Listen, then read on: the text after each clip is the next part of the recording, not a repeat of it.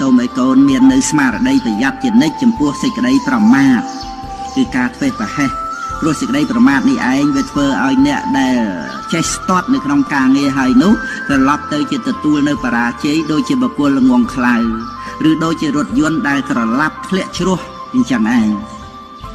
កូននេះឪពុក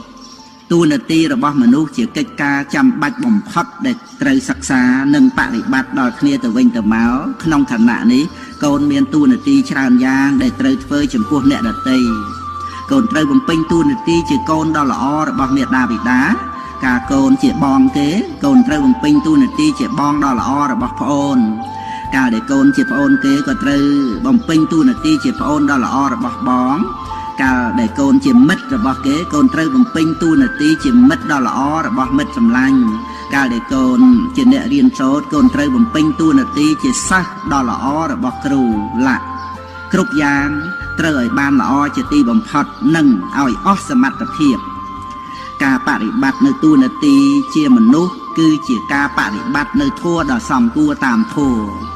តួនាទីត្រូវសម្ភារធ្វើឲ្យល្អចិត្តឆ្មោះសរបន្តការស្មារតីមានមិនប្រមាទក្នុងជីវិតពិតជាស្ពានចាអត់ឃ្លាន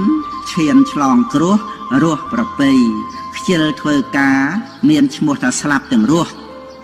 ស្លាប់ដូចពស់រស់កង្កែបបែបសត្វរៃហេតុដូច្នេះកូនត្រូវចេះឆ្លាតវាងវៃកុំចាត់ភ័យលៃឲ្យសពញាប់ដៃជើង